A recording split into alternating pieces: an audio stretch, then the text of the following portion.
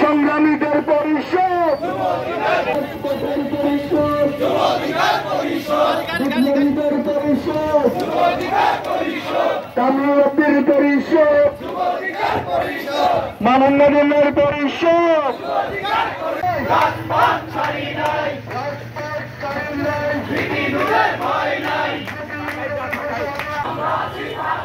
আমরা কি থাকবো?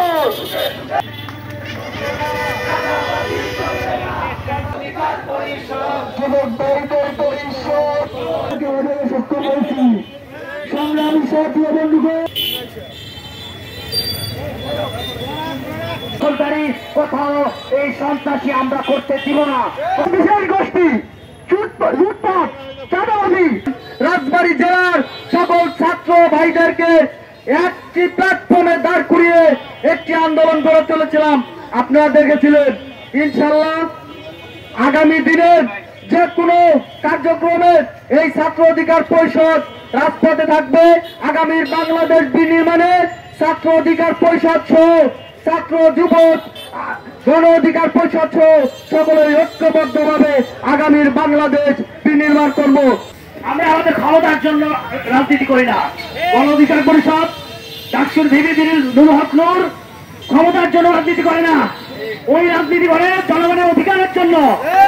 আজকে যে ন্যায্য দাবিতে, আজকে যে ন্যায্যতার ভিত্তিতে কোটা আন্দোলনের জন্য ছাত্র আন্দোলন করেছে, ওই আন্দোলনের সূত্রপাত, আন্দোলনের প্রাণ পুরুষ ডাকসুর ভিপি নুরুল হক নূর 2018 সালে শুরু করেছে। সেই আন্দোলনে তৎকালীন ফ্যাসিস্ট সরকার ছাত্র জনতার আন্দোলন মানতে বাধ্য হয়েছে এবং সেই কোঠার প্রজ্ঞাপন জারি করে কোঠা রহিত করেছে। কিন্তু ষড়যন্ত্রকারী খুনি ফ্যাসিস্ট হাসিনা সেই কোর্টের মাধ্যমে, সে তার দস্যু বিচারপতিদের মাধ্যমে সে একটা ভয়ের রাজত্ব কায়েম করেছে এবং তাকে ওখানে যেতে রিট পিটিশন হয়েছে। ওই রিট পিটিশনের ব্যক্তিদের ওই ফসর যারা ছিল তারা আমাদের যে কোঠা বাতিল করেছে। কোনো ন্যায় বিচার কোনো কিছু পাইনি, মুখ ফুটায় কোনো কথা বলতে পারিনি।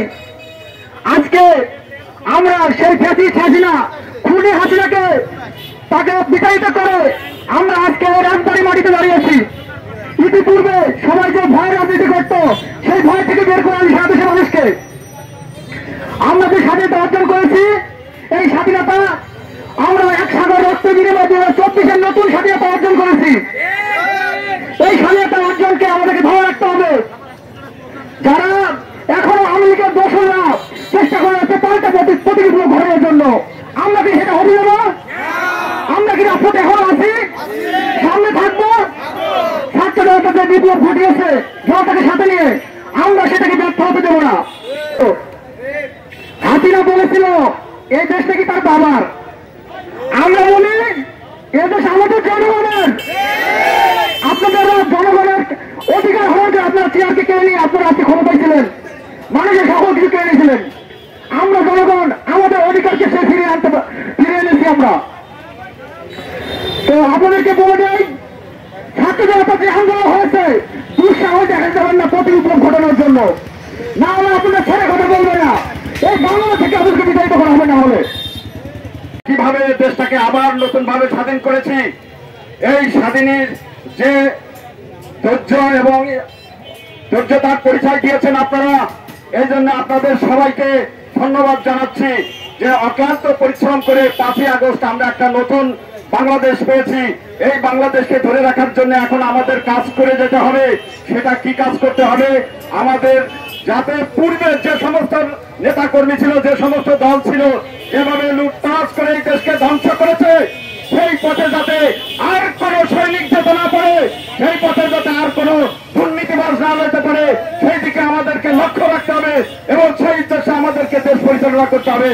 এই জন্য আমি সবাইকে বলবো, আসেন কাঁধে কাঁধ মিলিয়ে আমরা নতুন করে একটি বাংলাদেশকে গড়ে তোলার চেষ্টা করি এবং এই আহ্বান জানাই আপনারা এই বিপিনের ছায়াতলে আসেন এবং যোগ দেন।